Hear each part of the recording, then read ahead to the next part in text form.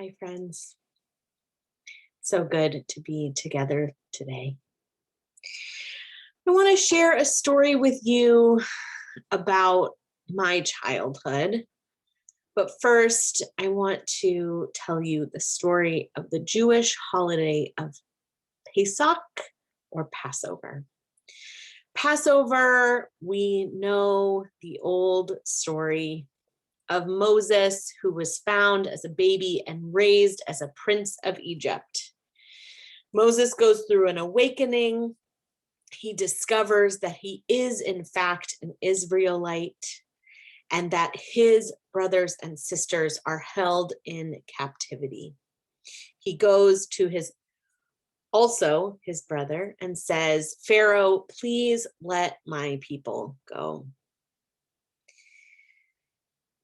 As part of his journey of awakening, Moses walks to the top of Mount Sinai, and he has an experience with the divine.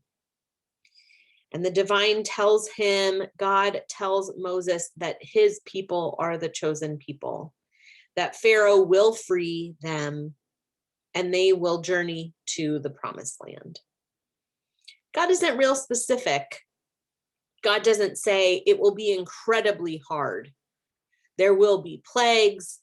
There will be loss. There will be great suffering. You will be in the desert for 40 years. Jews around the world will gather online to celebrate Passover with a ritual meal called a Seder. They will acknowledge the struggles and strife of the Israelites as they wandered in the desert for 40 years. They will eat matzah, which reminds them of their time in captivity and the rush that they were in to leave. They could not even stay to let their bread rise. Friends, I want to share with you a story of when I was 7 years old and my family went on a sabbatical. We went on a journey together to 21 different countries. And we spent much of our time early on in the sabbatical in the Middle East. And we were given the opportunity to climb to the top of Mount Sinai.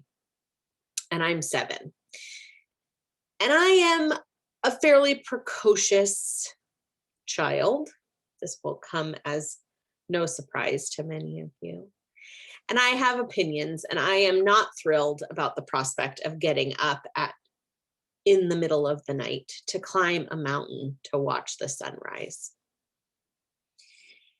And the night before we went on our hike, we read the book of Exodus, which tells the story of the Israelites' escape from Egypt, their wandering in the wilderness, their eventual finding of their promised land.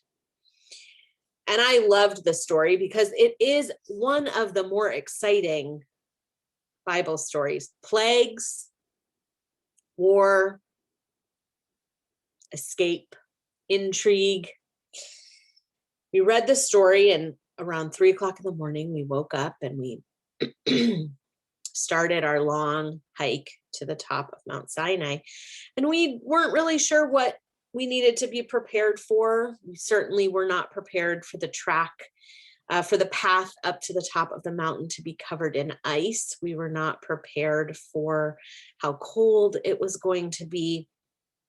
And we get to the top of the mountain and we stand in silence. And we're not alone.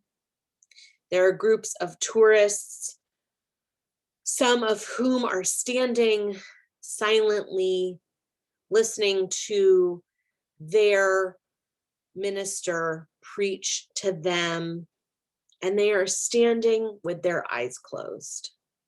And I can still remember as a young child asking my mom, why are they just standing there with their eyes closed, listening?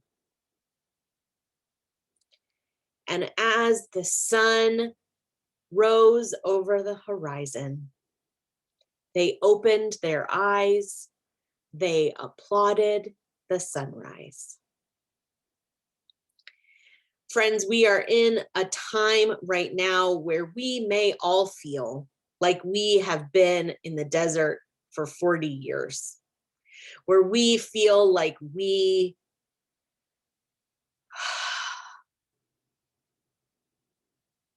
have been lost. And I'm here to remind you that one day the sun will come up. We will open our eyes and we will applaud. We will see the sun come up another day and we will celebrate.